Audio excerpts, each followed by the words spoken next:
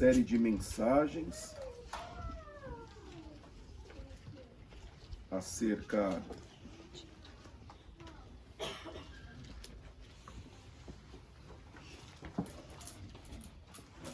da oração, sob o tema Ensina-nos a orar.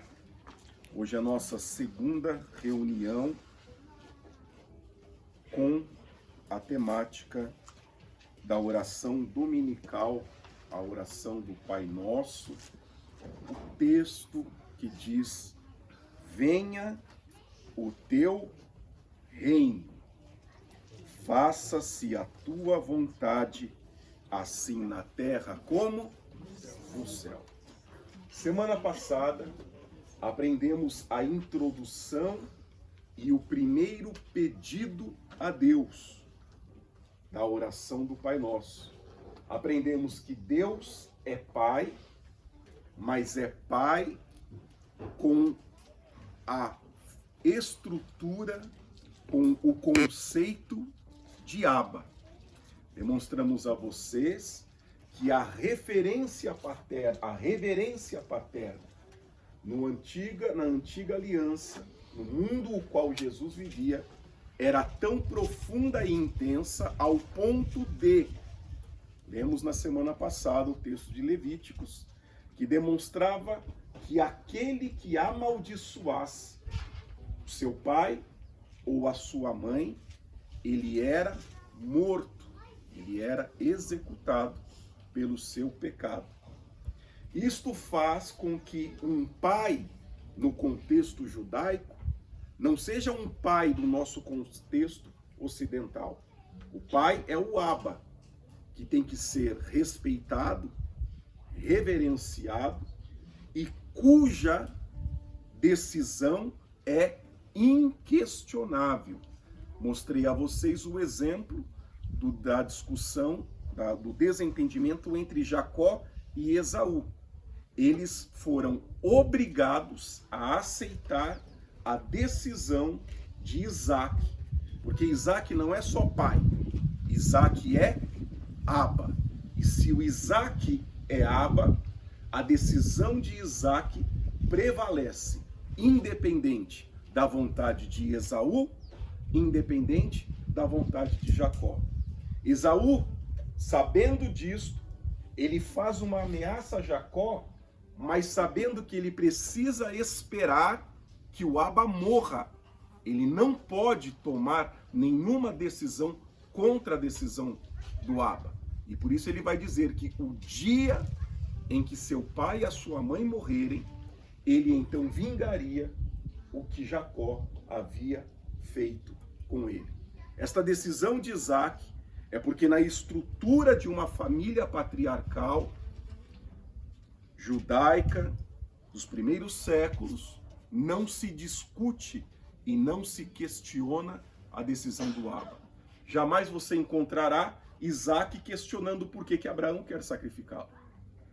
Não há um questionamento, não há uma discordância, porque Abraão não é só pai, Abraão é Abba, pai. Se Abraão é Abba, as decisões de Abraão são indiscutíveis.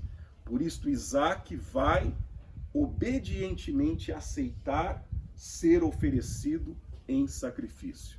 Os filhos de Isaac não questionam a decisão de Isaac, porque Isaac não é pai, Isaac é Abba, pai. E é por isso que Jesus, quando foi nos ensinar a orar, ele nos ensina a chamar de Deus não só como pai. Não foi pater as palavras de Jesus, o termo grego para pai. Jesus utilizou a palavra Abba. Quando orardes, orareis assim: Abba nosso, que estás no céu. Jesus quer, portanto, nos fazer compreender que Deus não é como seu pai.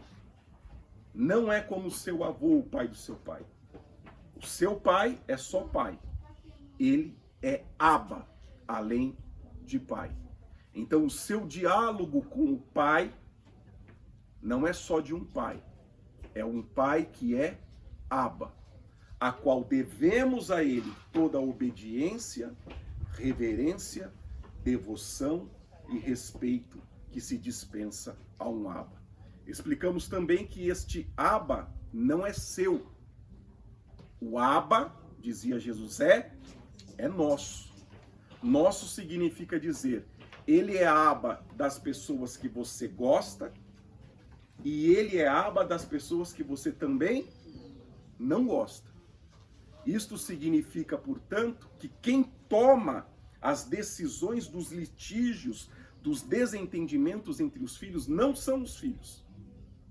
Quem toma a decisão é o Abba, do jeito que foi com Esaú e com Jacó.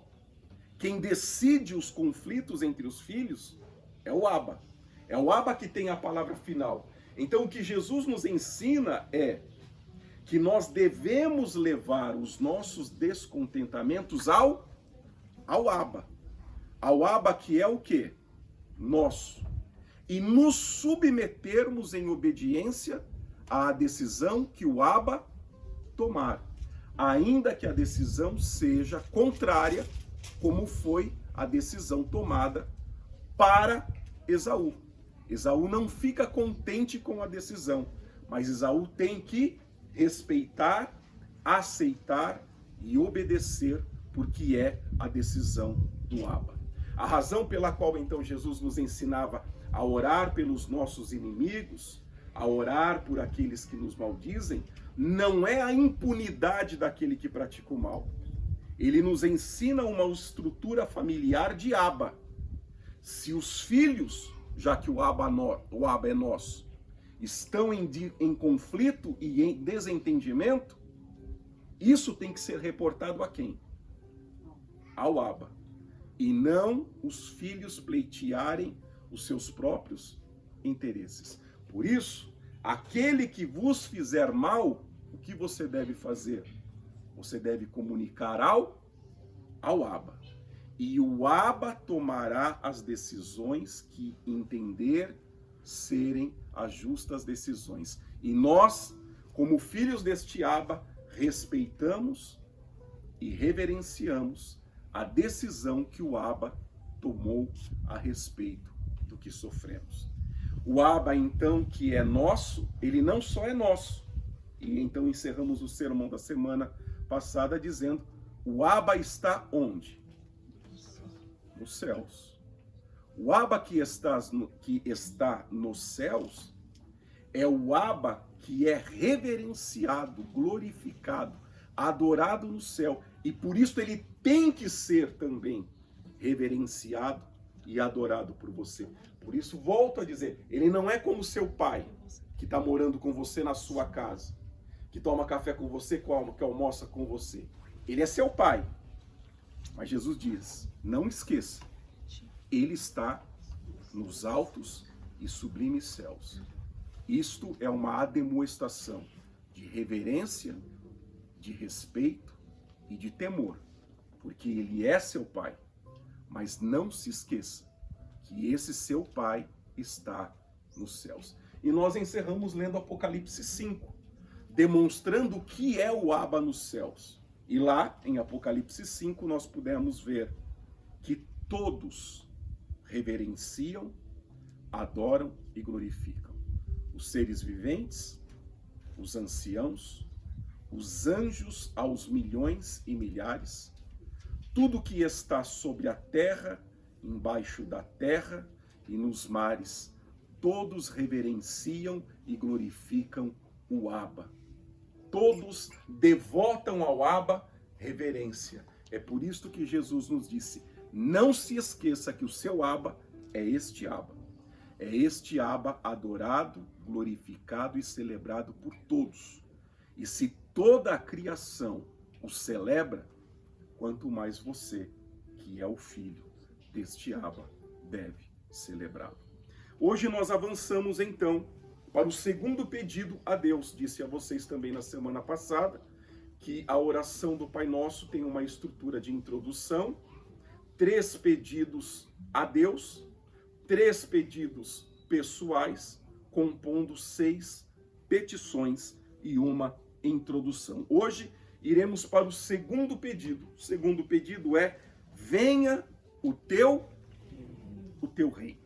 Eu quero que você abra comigo a sua Bíblia em Mateus, capítulo 4, e versículo 17.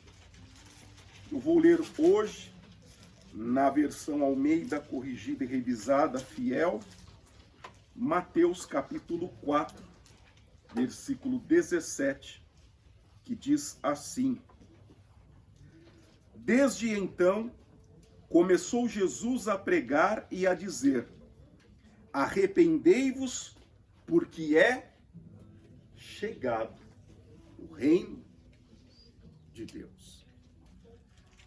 Oramos, venha o teu reino. Mas Jesus prega no início do seu ministério, dizendo que o reino é chegado.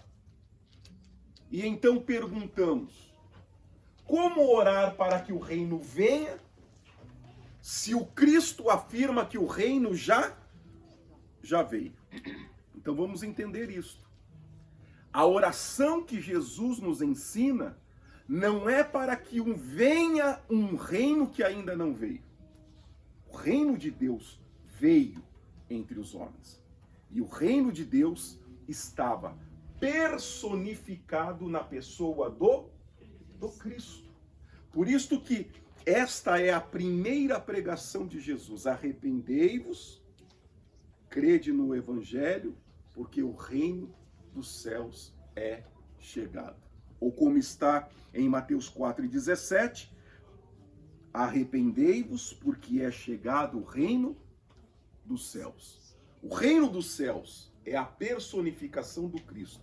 E se o reino dos céus veio e se manifestou em Cristo, por que agora o Cristo nos ensina a orar dizendo: venha o teu reino? E aí nós salientaremos duas razões. A primeira razão é que o reino de Deus deve ser a primeira coisa que buscamos em nossas vidas. Por isso que depois da primeira petição a Deus, que é santificado seja o teu nome, quer dizer, Deus, tu és santo. Santo é o teu nome. Eu vou agora pedir a Deus que, da mesma forma que Ele me faça participante da sua santidade, que Ele me faça participante do seu reino. Vamos fazer uma pausa aqui. Perceba, portanto, que Jesus ensinando a orar, eu e você não somos as pessoas principais da oração. Amém? Eu e você não somos as pessoas principais da oração. Eu sei que nós aprendemos a orar orando. E por isso aprendemos a orar de maneira incorreta. Aprendemos a orar orando. Jesus, quando nos ensina a orar, Ele ensina-nos que primeiro, acima das suas necessidades, dos seus anseios, dos seus pedidos, dos seus sonhos e das suas vontades, antes disto, a prioridade é o reino de Deus. Como dissemos domingo passado, esta é a razão de orações que não são respondidas, de orações que não são atendidas. Porque são orações feitas de maneira errada, porque acabamos por colocar, ou por nos colocar, como as primeiras pessoas da nossa oração. Uma oração que não começa com Deus, que não começa glorificando o nome de Deus, ou tampouco orando pelo reino de Deus. Uma oração que desde o início, do começo ao fim, Deus é só um meio, Deus é só um caminho, Deus é só um trampolim. Porque toda a nossa oração está impregnada pelos nossos desejos e pelas nossas vontades. E Deus não será o nosso servo. Amém? Deus não será o nosso gênio da lâmpada, que você pode fazer 3 pedidos. Ele é o Abba, ele é o Abba que é nosso e que pode, portanto, tomar decisões que você não vai gostar.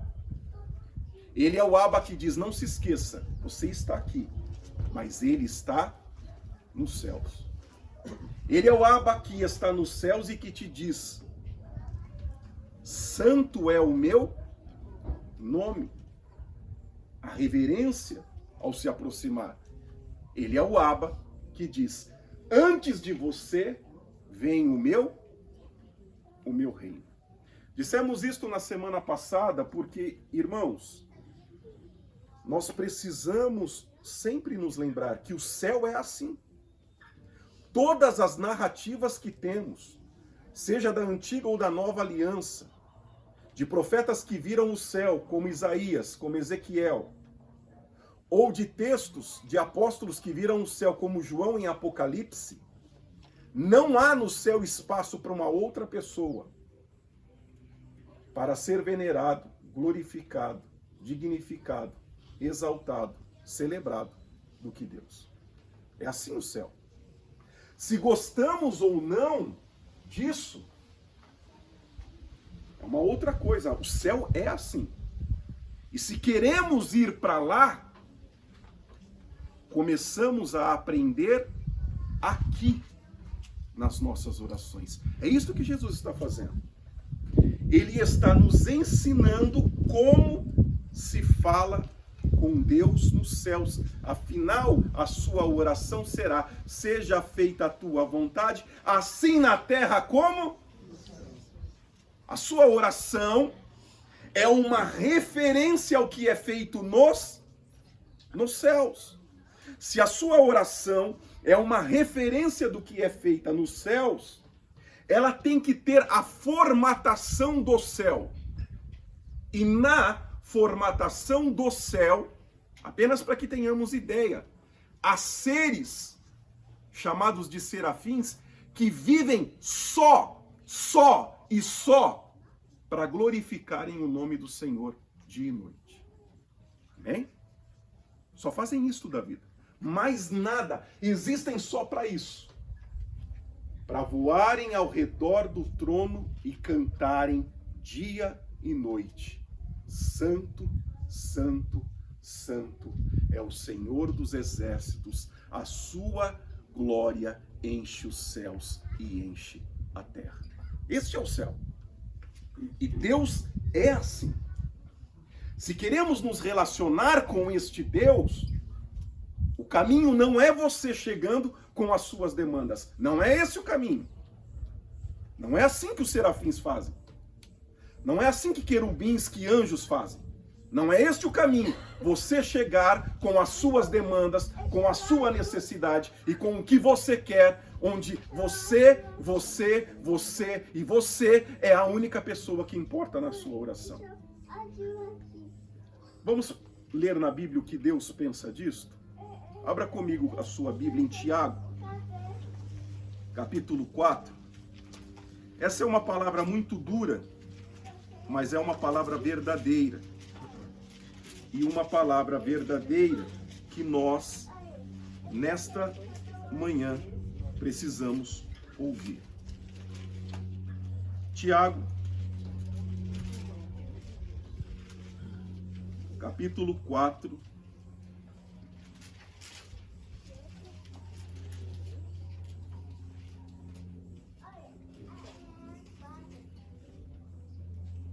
E versículo 3. O que diz aí? Vou ler para você, mas eu quero que você leia na sua Bíblia. Tiago 4:3. Pedis e não recebeis. Oração não respondida. Você pede, mas não recebe. Por quê? Porque pedis mal. Qual é o mal pedido que você faz? Para esbanjardes em vossos... Isto. O que Deus está te dizendo? Toda oração, em que você é o foco principal, o seu prazer, a sua alegria e a sua felicidade, isto é uma oração ruim. Vamos ler de novo? Tiago 4:3. Pedis e não recebeis, porque pedis mal. O que é pedir mal? Para esbanjardes em vossos... Isso. Olha que coisa.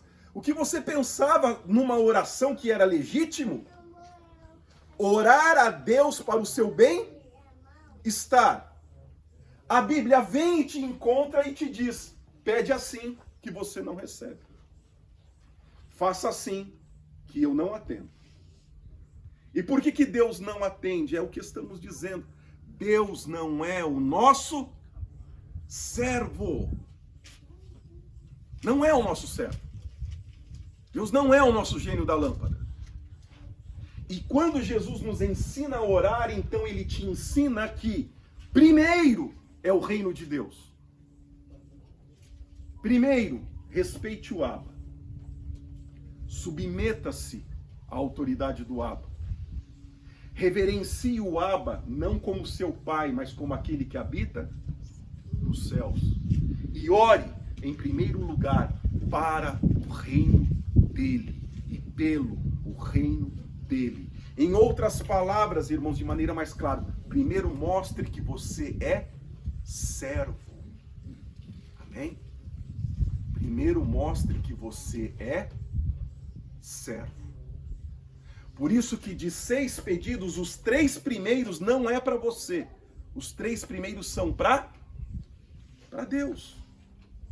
Porque primeiro, quando eu me aproximo de Deus, eu me aproximo reconhecendo que Ele é Deus e me colocando numa condição de servo deste Deus.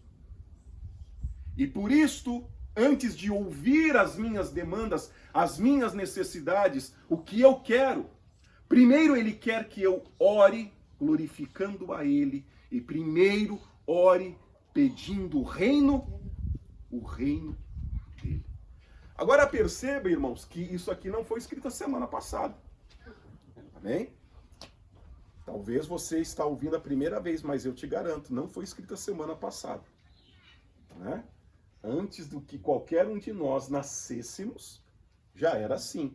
Se oramos errado é uma outra história, irmão. Já era assim, sempre foi assim. Se tivermos a infelicidade de passarmos por comunidades cristãs que não nos ensinaram a orar, foi uma infelicidade. Mas isso sempre esteve na Bíblia, sempre foi assim. E as orações que lamentamos, que Deus não ouviu, que Deus não atendeu, que Deus não fez, que Deus não realizou, Deus está te explicando nesta manhã por que não. Tudo que você pediu para você, para a sua alegria, para o seu sucesso, para a sua felicidade, tudo que você pediu, em que você era a pessoa principal, Deus está te dizendo, eu não ouvi, eu não ouço e eu não vou ouvir.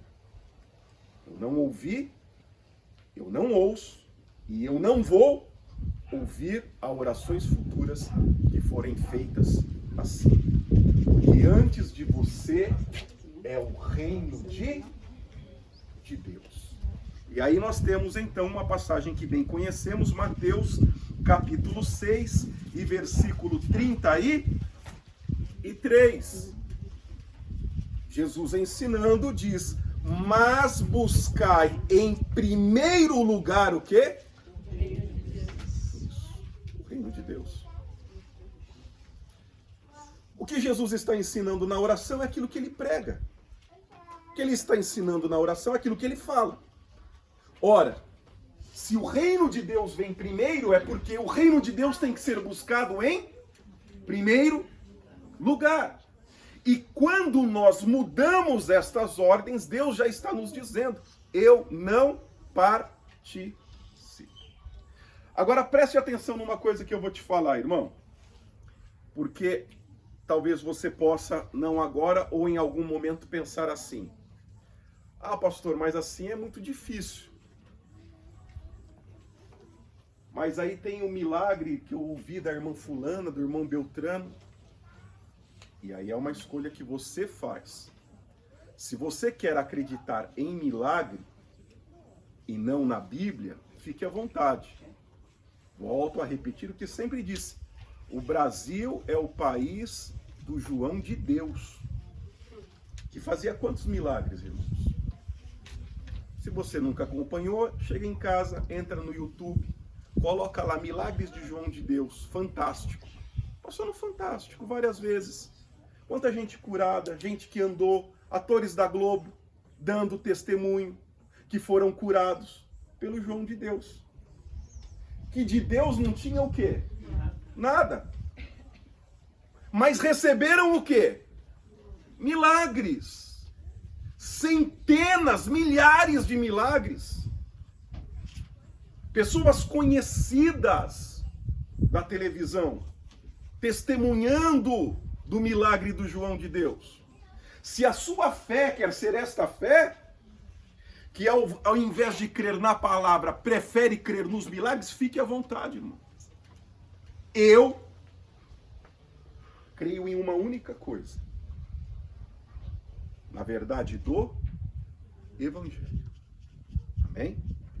Fizemos uma live e explicamos, mostrando Tessalonicenses capítulo 2 Tessalonicenses capítulo 2 e Apocalipse capítulo 14, onde está escrito literalmente na sua Bíblia que o diabo, com poder e com sinais e milagres, realizará prodígios. Isso está escrito de maneira clara. Mateus capítulo 17, Jesus adverte dizendo dos falsos profetas: naquele dia me dirão, Senhor, em teu nome expulsamos demônios, curamos enfermos e fizemos muitos milagres. E eu direi a eles abertamente, apartai-vos de mim, porque eu não vos conheço. Então, se algum cristão tem uma fé que vem do milagre, com certeza é um cristão que não lê a Bíblia Sagrada. Porque se lêssemos a Bíblia, nunca a nossa fé seria motivada por qualquer milagre. Porque a Bíblia Sagrada é clara em dizer que falsos profetas e que o diabo realiza milagres. Se não podemos crer no milagres, cremos no que então? No Evangelho.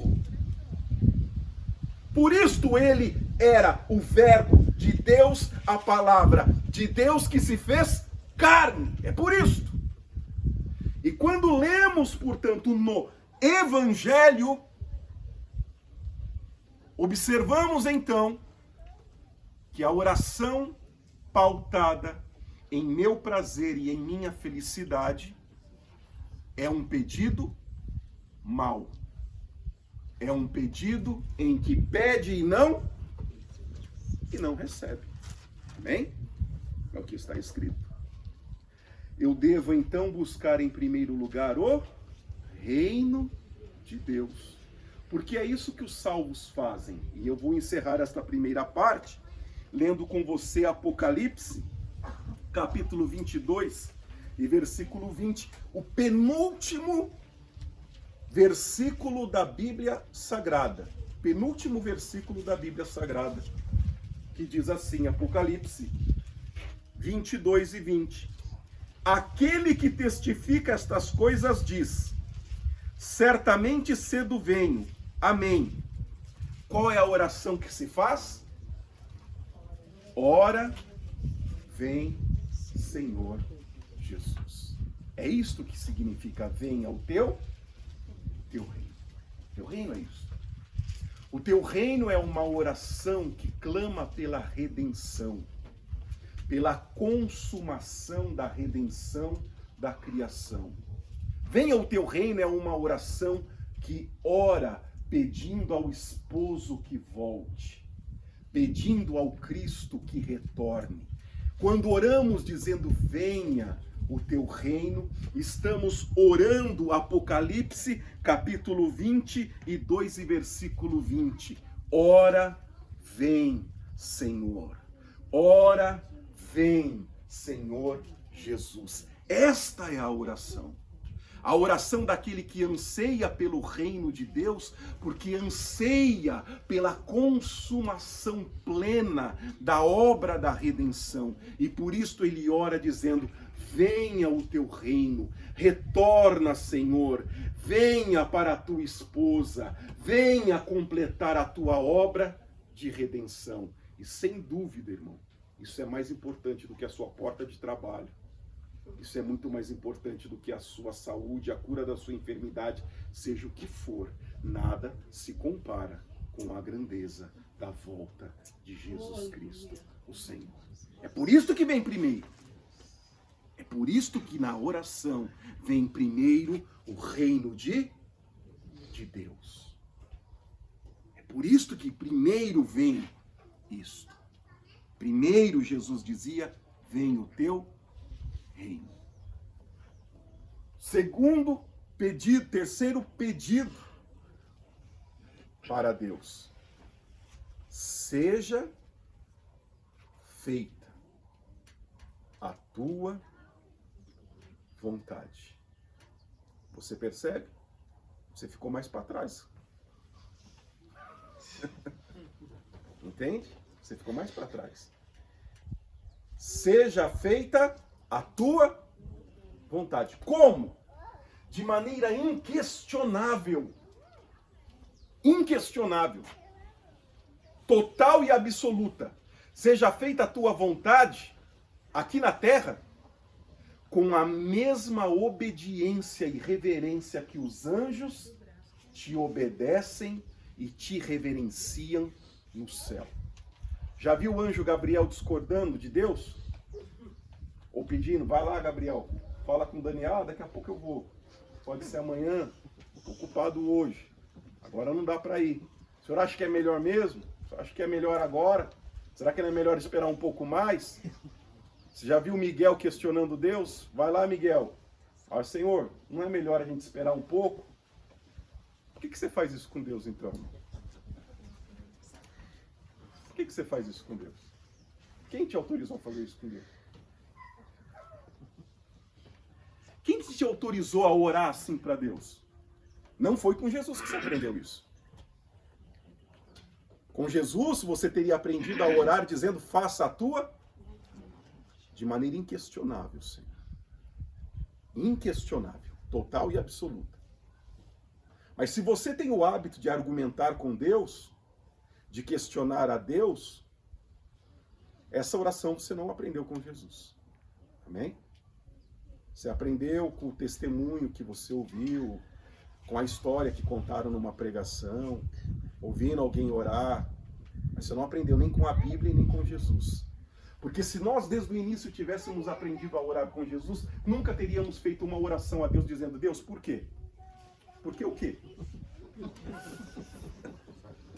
Por que o quê? Não é para fazer a vontade dele? Não é para fazer assim na terra como no céu? Então, do que você está perguntando? O porquê? Do que você quer saber? A única resposta que você precisa é: é esta a tua vontade, Senhor? Se for esta, cumpra sobre a minha vida a tua vontade. Irmão, eu estou falando isso porque a gente tem que pegar o ritmo de morar no céu. Amém? Amém. A gente tem que ir pegando o ritmo aqui na terra de como mora no céu. Você não vai chegar lá no céu e vai discordar. Você não tem essa oportunidade de questionar, de argumentar, de discutir, de discordar da cor, de discordar do pão, do vinho que foi colocado na mesa. Você não tem. Não tem. E não tem porque ele é Deus. Amém? Não tem porque ele é Deus. O que dissemos, irmãos? Eu vou lembrar de novo. Apocalipse 5. O inferno tem que cantar e glorificar a Deus. Sabe esse Jesus que você fica discutindo e reclamando e debatendo? Pois é, a legião de demônios do Gadareno, quando encontra com ele, se prostra e o adora. Entende? Porque é este que é Jesus. Este que é Jesus. Jesus é aquele que, quando se encontra com uma legião de demônios, eles se ajoelham diante dele e fazem um clamor de misericórdia, dizendo: viestes nos atormentar antes do tempo? Este é Jesus. Ele é amável, ele é manso, humilde de coração, como ele diz: aprendei de mim, porque sou manso e humilde. Mas não se esqueça que é este que é Jesus. Jesus que é não temido e nem respeitado, mas tem que ser reverenciado, mesmo no inferno. E quanto mais nós que somos os seus filhos. Mas nós vivemos um contexto religioso tão distante de uma oração bíblica que não é incomum você ouvir pregadores dizendo que estava discutindo com Deus, que ele estava, né, brigando com Jesus. Irmão, que Bíblia que esse pregador está lendo? Porque isso era uma coisa para ele ter vergonha, e se ele fez isso, era uma coisa para ele confessar pedindo perdão a Deus. Só que nós vivemos um contexto de tolerância tão distante da oração que isso é contado como um testemunho, é um sinal de intimidade dele com Deus. Olha que coisa, que loucura. É um sinal na cabeça dele de que ele é tão íntimo de Deus que ele até briga com Deus.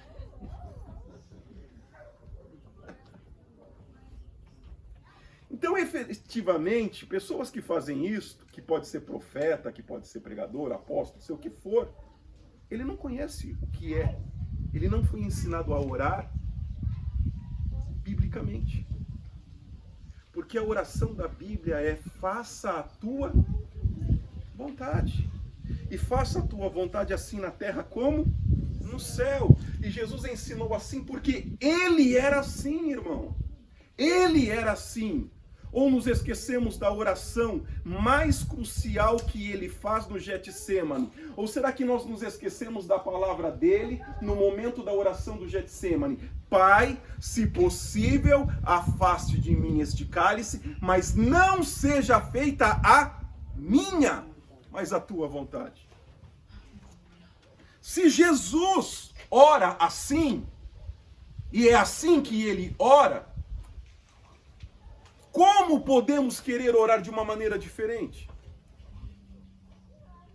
Se ele, que é o Deus encarnado, fruto do Espírito Santo no ventre de Maria, se é verdade tudo que João escreveu dele, dizendo que no princípio era ele, que ele estava com Deus, de que nada do que foi feito sem ele se fez, de que ele era a luz dos homens, de que vimos a glória de Deus no verbo que se fez carne e habitou entre nós, cheio de graça e de verdade. Se é verdade tudo isso que escreveu dele, e ele sendo tudo isso, faz a oração dizendo: Pai, seja feita a tua vontade. O que nós esperamos em nossas orações? Como nós devemos nos portar em oração? Nunca Deus disse que ouviria todas as suas orações. João 15:7 é bem claro. Se as minhas palavras estiverdes em vós. O que significa se a minha palavra estiver em vós? Se as suas orações forem conforme o quê?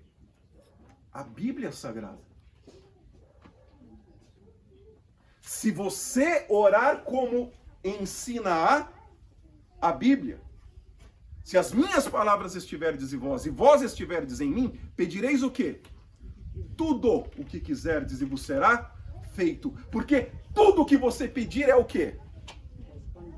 Faça a tua vontade, assim na terra como no céu.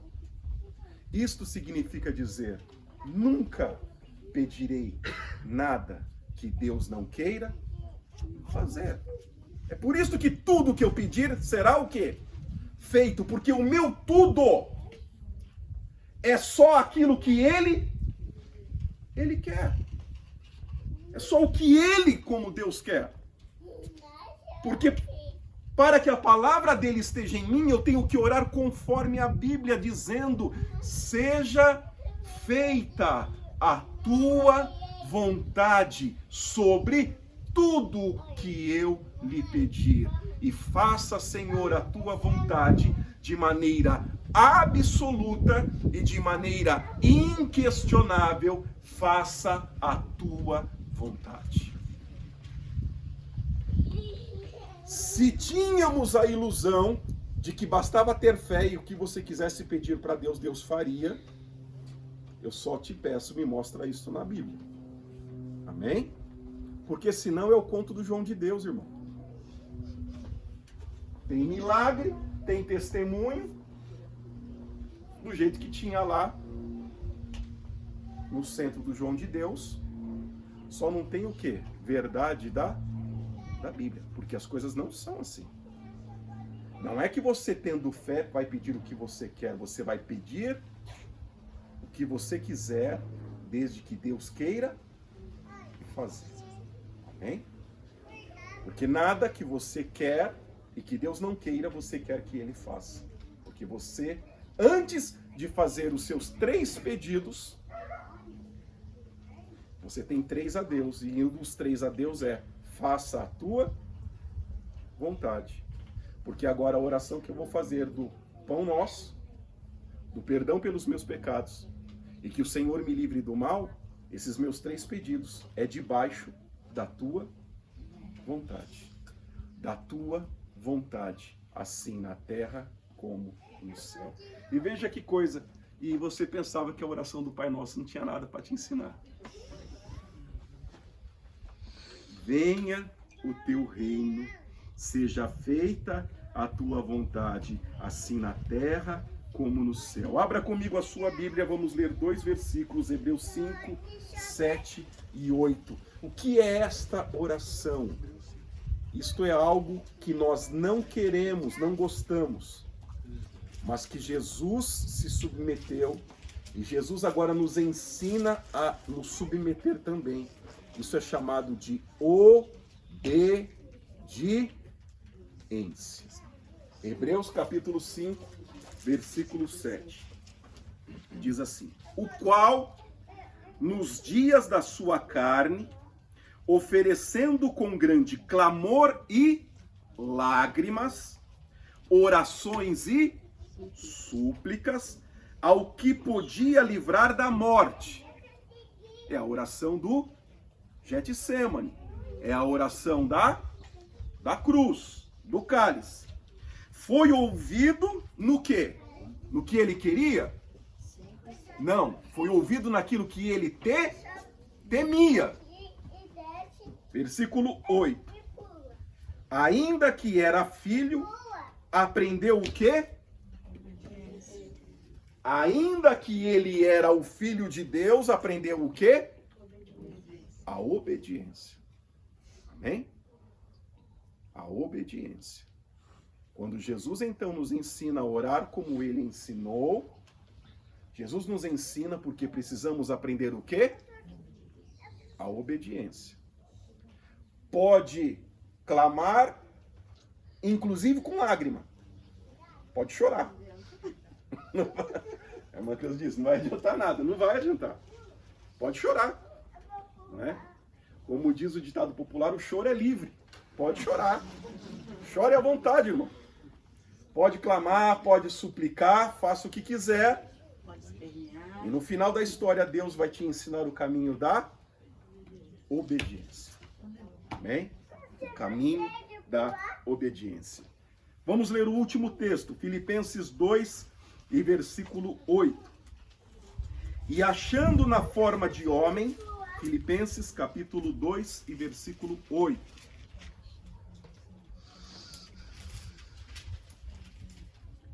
E achado na forma de homem, humilhou-se a si mesmo, sendo o quê?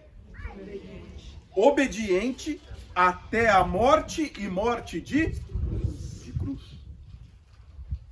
Jesus ensina-nos a orar do jeito que ele orava.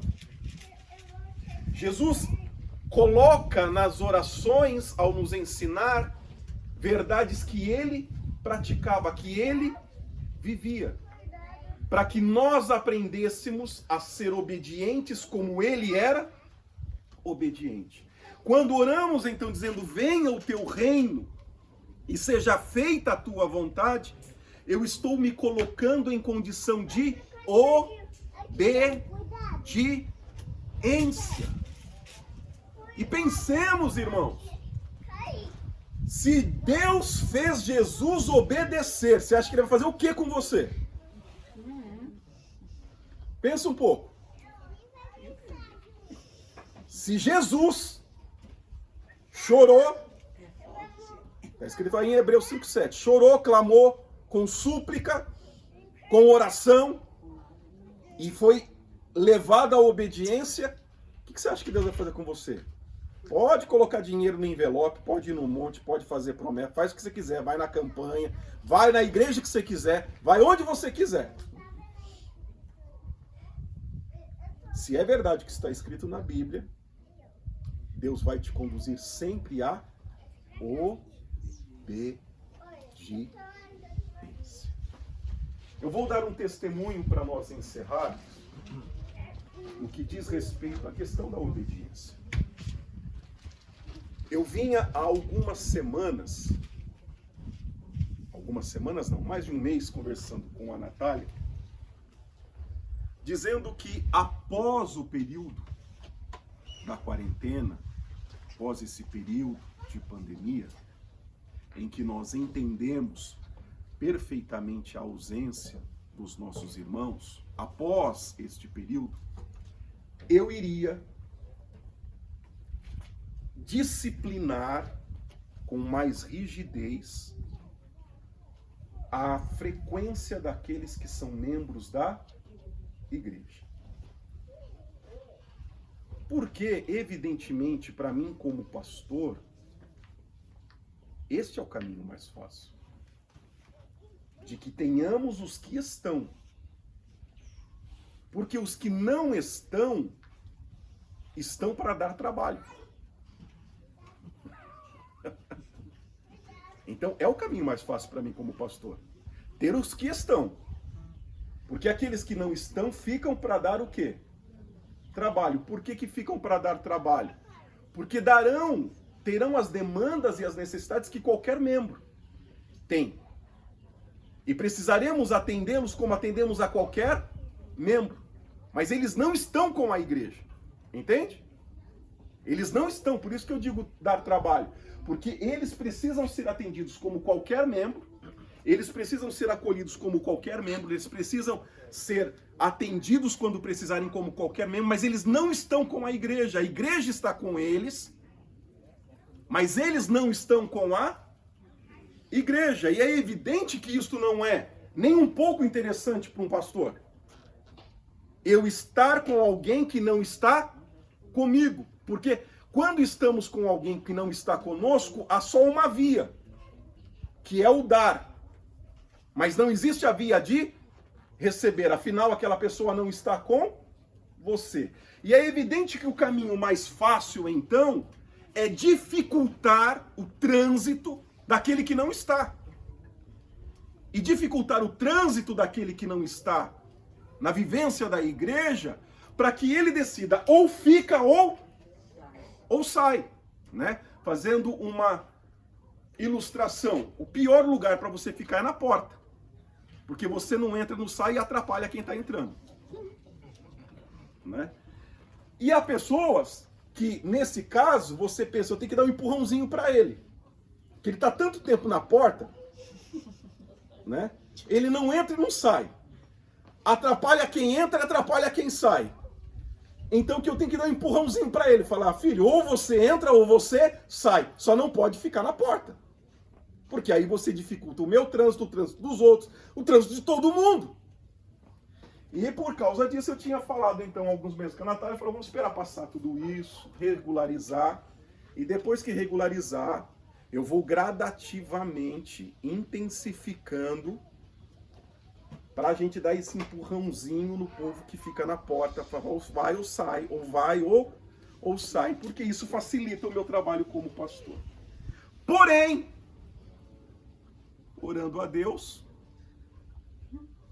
e lendo a Bíblia Sagrada.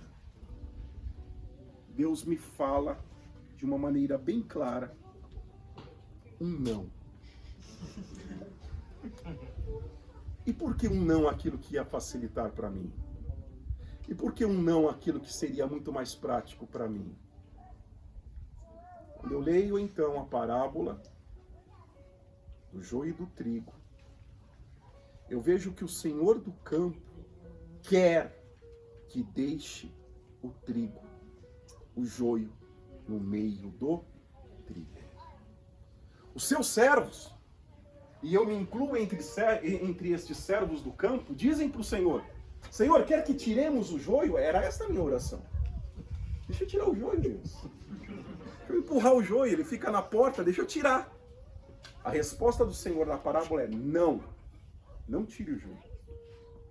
Haverá um tempo em que o joio será tirado, e esse tempo será na colheita. Naquele dia, os anjos separarão o joio para ser lançado no fogo, e o trigo será colocado no celeiro. Isto, portanto, significa dizer que, gostemos ou não gostemos, seja prático ou não, o joio precisa ficar no meio do trigo. Amém? Porque esta é a vontade de Deus. Ele é o dono do campo. É dele o campo. É dele a plantação. E quando foi oferecida a ajuda para tirar o joio, ele disse não, e não faça por quê? Qual foi a razão? Para que você, arrancando o joio, não arranque também o quê? Porque o joio pode ser o teu marido, ou a tua esposa, ou os teus filhos, ou os teus pais. Entende? E Deus diz: não arranca o joio, porque você pode machucar também o quê? O trigo junto. Ou você tirando o joio, você vai tirar também o quê? O trigo. Então, para não machucar e não arrancar o trigo, deixa o joio. Porque amanhã eu vou fazer um milagre e vou transformar o joio em trigo. É isso que Jesus falou? O que vai acontecer na colheita? Vai tacar no fogo o joio. Vai pro fogo. Joio não vira trigo, irmão. Amém? Ele canta, ele vai na igreja, ele toma a ceia, ele participa, e no final vai ser juntado e colocado no fogo. Porque é o quê? Joio. Jesus não disse: deixe o joio, porque eu vou transformar o joio em trigo e tudo vai virar. Não. Ele é joio, ele vai continuar sendo joio, ele vai ser joio até a colheita, e ele vai ser queimado porque ele é o quê? Joio. Isto significa dizer que no campo da igreja, sempre, sempre, sempre teremos o joio. E aqueles servos que cuidam do campo têm que fazer o que quando identifica o joio? Faz o quê? Nada. Exatamente. Resposta correta: nada. Não faz nada. Você vê que é joio, tem jeito de joio, age como joio, tem postura de joio. E você, como pastor da igreja, faz o quê? Nada. Amém? Isto é o quê? Obediência. Porque o campo não é meu. O campo é de Deus. Se Deus quer que no campo dele deixe o joio, eu posso ter opinião. Eu achava melhor, eu posso dizer, eu acharia melhor tirar. Mas ele quer que a vontade de Deus é inquestionável. Amém? Inquestionável. Faça a tua vontade, assim na terra como no céu. Então, pastor, você limpa a sua casa, você organiza o seu quarto, você arruma o seu armário. No campo que é do Senhor, você deixa o joio. Amém?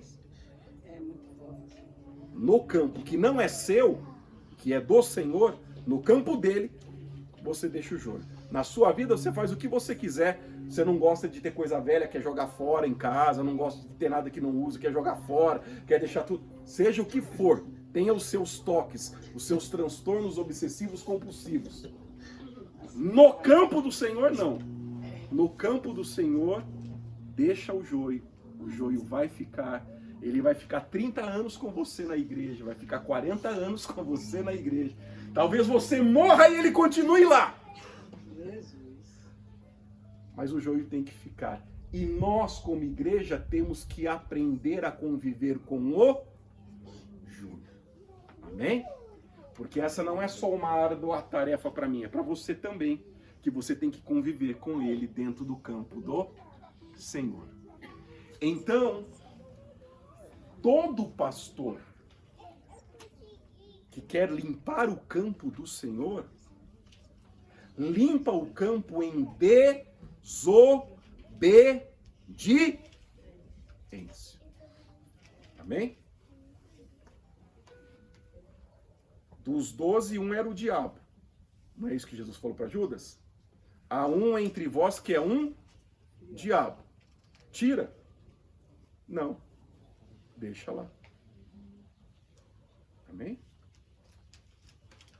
Fica até o fim.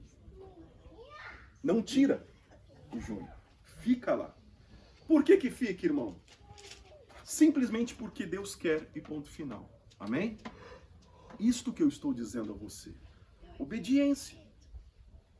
Há coisas que podem ser mais fáceis para mim, há coisas que podem ser mais práticas para mim, há coisas que podem parecer para mim ser mais produtivas, mas nada disso importa quando a vontade de Deus precisa ser feita e realizada sobre a minha vida.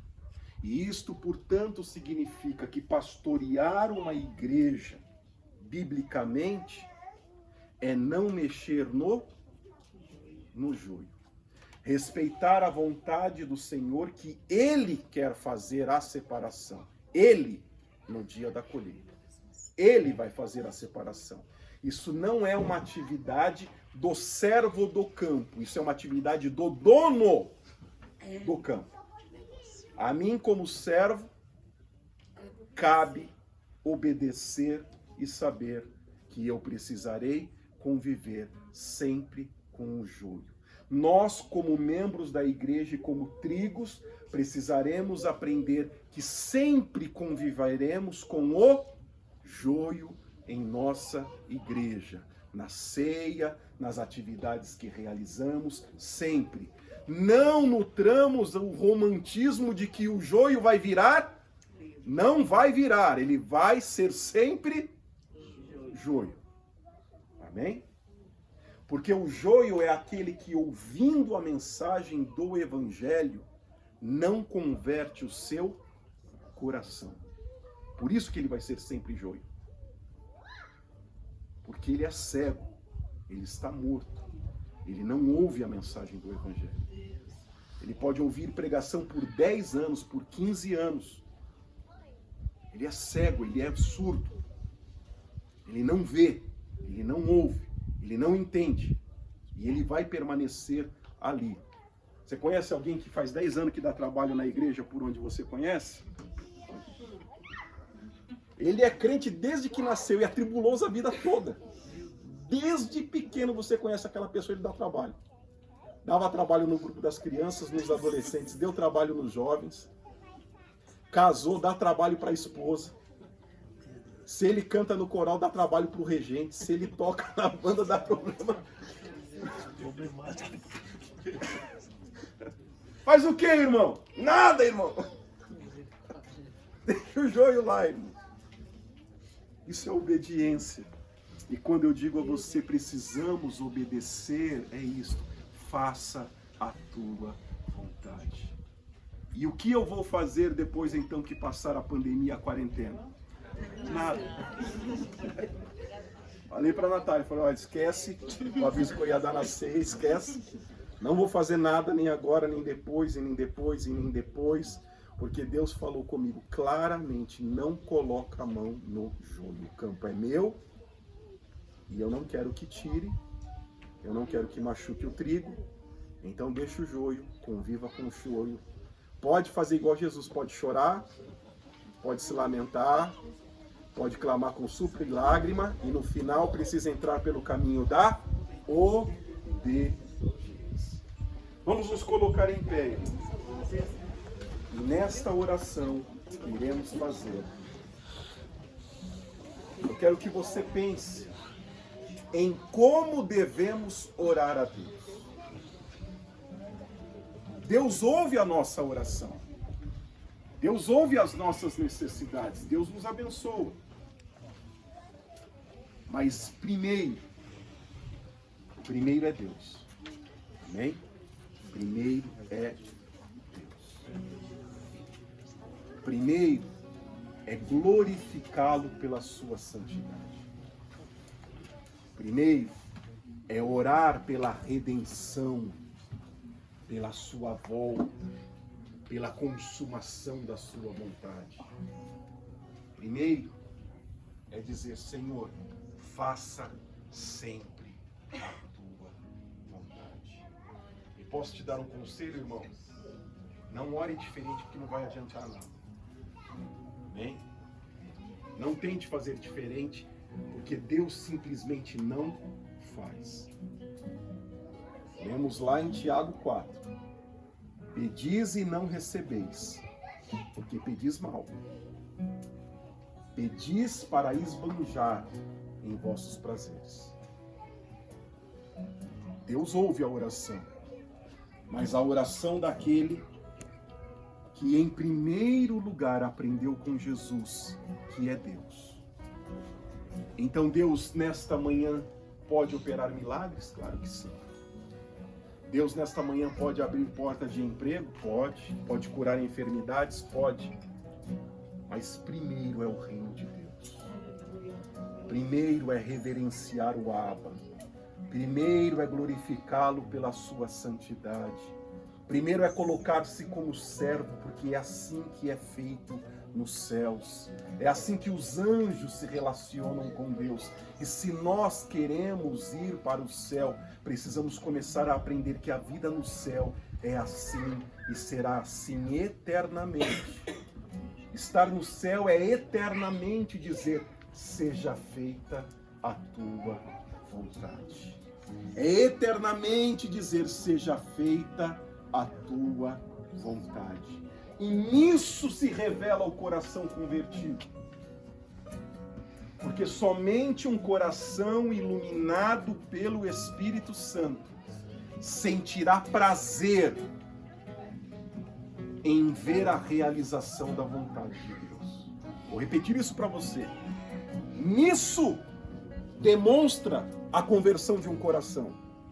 Porque só um coração convertido consegue sentir a felicidade e a alegria de que a vontade de Deus seja feita. O coração do joio não sente a felicidade da vontade de Deus ser feita. O coração do joio não sente a alegria e o prazer de que a vontade de Deus seja feita. Porque o joio serve a ele mesmo. E se não for a vontade dele, não há felicidade. E se não for a vontade dele, não há alegria. E se não for a vontade dele, não há prazer. Só o trigo sente o prazer de se transformar em pão, para que possa alimentar a outros. Só o trigo tem essa alegria. A alegria de doar-se, a alegria de entregar-se, a alegria de oferecer-se. Não é outra razão pela qual Jesus ilustra dizendo trigo e joio. Porque o grande prazer e o grande valor do trigo não é o trigo pelo trigo, mas é aquilo que o trigo se transforma. Não para o seu próprio prazer e nem para o seu próprio sustento, mas para produzir prazer e sustento a outros. É por isso que Jesus dizia: os meus filhos são como trigos. Sentem o prazer, a felicidade de se oferecer a outros, de se entregar a outros, de ser alimento para outros. Não estão presos a si mesmo. Mas o joio que é incapaz de entregar-se, de doar-se, de nada mais serve do que ser colhido e lançado no fogo. Mas só um coração iluminado pelo Espírito Santo tem o prazer de ser trigo e tem a felicidade de ver a vontade de Deus sendo feita. Porque é esta a alegria dos anjos, é esta a felicidade dos anjos, verem a glória de Deus e Deus ser glorificado e a vontade de Deus ser realizada. É isto que alegra o coração daqueles que vivem no céu. E Jesus compartilha isso através da oração do Pai Nosso, dizendo: primeiro, a sua alegria tem que ser de Deus, do reino de Deus, da vontade. Isso tem que produzir felicidade em você. Isso tem que ser a coisa mais importante da sua vida. Porque quando isto for a coisa mais importante, as demais coisas são o quê? Acrescentadas. As demais coisas são acrescentadas porque, em primeiro lugar, é o reino dos céus. É o reino dos céus. Então, irmão, não fique chateado e nem triste com Deus se você pediu mal. Amém? Deus está te respondendo hoje de manhã. Quantas orações não foram ouvidas e quantos pedidos não foram ouvidos? E Deus está te dizendo por quê. Primeiro o meu reino, primeiro a minha santidade, primeiro a minha vontade. Quando isto for uma realidade na sua vida, as demais coisas vão ser acrescentadas. Feche comigo os teus olhos.